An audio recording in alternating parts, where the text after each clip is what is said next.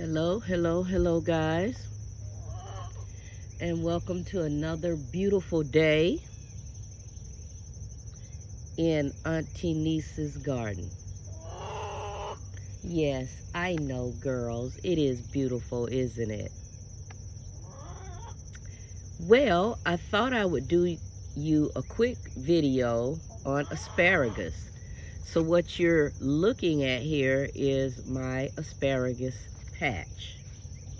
I've had this patch probably about 6 years now, 7 years, 7 at the most. There are approximately 10 asparagus plants here. And as you can see, it is ferned up real good. Yeah, I love asparagus, especially when it's fresh. You put it on the grill, a little butter, oh, it's so delicious. And I will tell you, tremendous difference in what you buy from the store. The taste is absolutely amazing. And it's very tender. It's not as fibrous. So you definitely want to grow you some asparagus if you've got the space to do so. Now, I do not recommend growing it in a pot. That's why I said if you've got the space to do so. This asparagus, it's just my opinion, needs to be grown in ground because the root system goes down very deep, anywhere from 5 to 10 or 12 feet deep, which is a good thing that it has a deep root system, because what that does is it allows the roots to draw all of the minerals and nutrients that the plant needs strictly and directly from the soil that it's in. Okay? Now, asparagus is a perennial plant. Now, what do I mean by perennial? It is a plant that once you plant it, it comes back year after year. You don't have to do anything. It comes back on its own, and the more it comes back, the stronger it gets. Okay, so those of you who do flowers and understand perennial flowers, typically your perennial flowers, they come back every year and they bring a partner with them. That's not necessarily true with asparagus. However, the plant does get more stronger each year that it comes back because the crown is getting stronger. And we'll talk a little bit more here in a minute about the crown of the asparagus. You can grow it from seeds, but I don't suggest doing that because seeds for the asparagus plant do take a bit to germinate. I've tried it. It's very hard to do. I've done research on trying to do it from seed, and most people have stated that it is very difficult to germinate the seeds for the asparagus plant. So I say for best results, you should start your asparagus patch from crowns or the roots. And I'm going to see if I can post a picture up top, the video here showing you what the crown or root looks like for the asparagus plant. In my opinion, and I'm just saying in my opinion, that is the absolute best way to start your asparagus patch. Okay, because you get better results from that. Now there are two genders. The two genders for asparagus, of course, is male and female. Okay, the female produces seed pods, whereas the male does not produce a seed pod. Out of the two, the male gender is the better one to get. Now, when I got these crowns that I planted here, I wasn't aware of that. I just wanted to get some asparagus in the ground, and I was a very beginner gardener at the time. I had no clue that there were two genders, and that you should always, if you can, get the male gender because it does not produce the seed pods. The female does.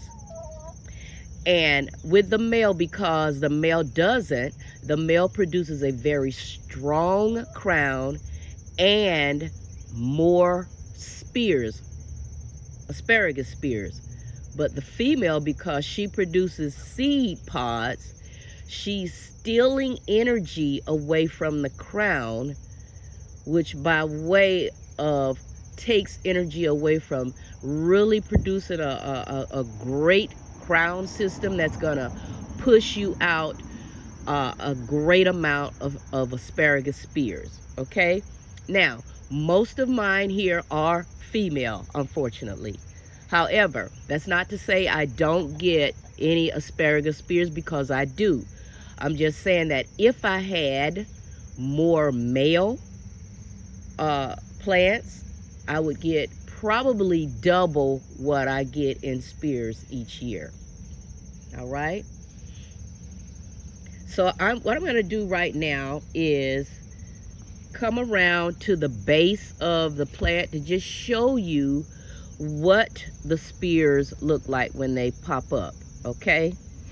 Again, I've had these for a few years, and they do produce spears. There's some right here. You've got some shooting up here and here. And again, they come up at the base of the crown. There it is right there, y'all. All right. And I've got some baby ones. See if I can get you in there a little bit closer. There it is, coming up right there at the base. So when you go to harvest those spears or those shoots, you want to only cut probably about right there, maybe like an inch or a half inch of the spear off, because you don't want to cut too low. That could damage the crown.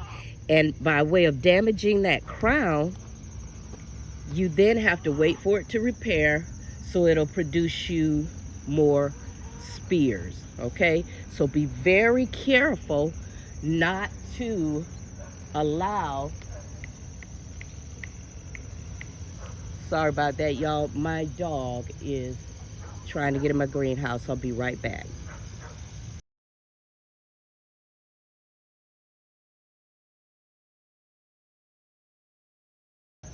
All right, I'm back. So as I was saying, you don't want to cut your spears too low, because that could damage the crown.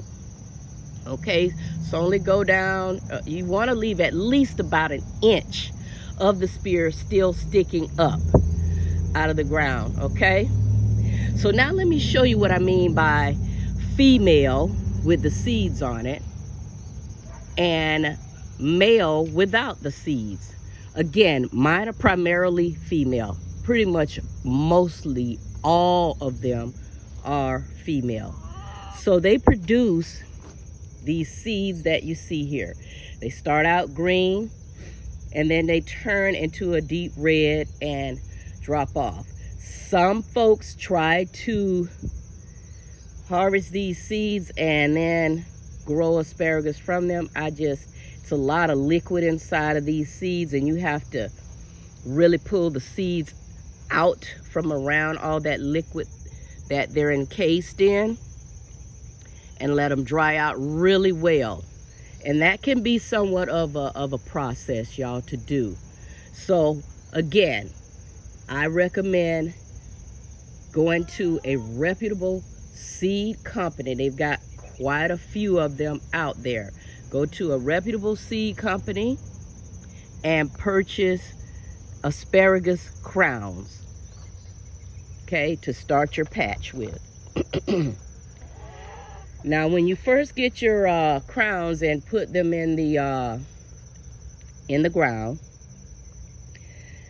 you have to wait at least about, and I'm going to be honest, at least about 3 years to really get a good harvest. I do not suggest trying to harvest on that first year because the root system is still establishing itself. And typically the little asparagus shoots that you see come up are very thin, okay? And that's because it's not fully established yet. This is a plant that's gonna take about 3 years to get really good into the soil and get that root system established to start producing some great asparagus spears. But you gotta have patience, all right? But if you're patient and you wait, you will have a delicious patch of asparagus, okay? But yeah, I showed you the front there of my patch and the seeds that are on it. The ones in the back that are not producing seeds are the male, and I don't have a whole lot of those. I may have just a couple, but mostly, again, female. All right? So it is one of those must-have vegetables that you should have in your garden. You definitely should have them in your garden. I actually have this patch here, and then I've got 2 other patches in my front yard around the base of some of my fruit trees. Okay, they're fairly new, so they are just starting to get themselves established. All right. So, you know, most of us have, again, eaten asparagus. We know that it's a very beneficial plant, and just some of the benefits of the asparagus plant is that it's a probiotic, which means it encourages good gut health because the fiber of that plant just kind of goes down to the bottom of your gut and sit there and feed all the good bacteria. Okay, it's high in vitamin K and folate, which means it consists of all of the vitamin Bs, 1, 2, 3, 4, 5, 6, all of them. It's also going to help in aiding to calm down your stress levels. That's what your vitamin Bs do, okay? It's gonna help to calm you and de-stress you. It's high in phosphorus, so it's gonna help to improve or boost your energy level. It's also a diuretic, y'all. It helps to get rid of excess fluid in the body. It acts as a mild kidney detoxifier.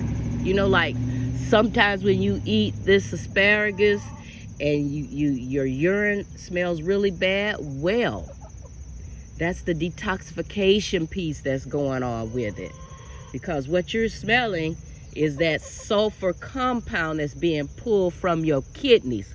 So it's a great plant that helps with keeping the kidneys healthy. It goes in and it detoxifies those kidneys. It's also high in chromium, which helps with insulin resistance. Okay, so if you are one that's having insulin issues, this plant is certainly one to invest in. Okay, and it also aids in fertility. All right, so those are just a few of the benefits. There are many, many more, but just a few to mention. I'll post down in the description box of this video some of those benefits, but I just wanted to come out here today and kind of hang out in my little asparagus patch that I have here, and we chatted up about asparagus. I certainly hope you enjoyed this video. I hope it's been informative for you, and I'll try to do more informative videos about certain vegetables. I haven't really been doing that, but I want to get into that a little more because it helps me learn as well, because I have to dig in, do some deep dive research on what I'm going to talk about, so that helps me learn as well. But again, hope you enjoyed this one. Have a fantastic rest of your day. This is Sunday 7 with AN-T-NEES. These are the Honky Tonk Chronicles. and peace and blessings to each and every one of you. If you haven't, please hit the subscribe button. If you're in here, hit that thumbs up. Leave a comment if you so choose to do so, but please hit the thumbs up button. Leave me a comment. Tell me whatever else you'd like to hear about. All right? Share the video and have a fantastic rest of your day. Peace, y'all.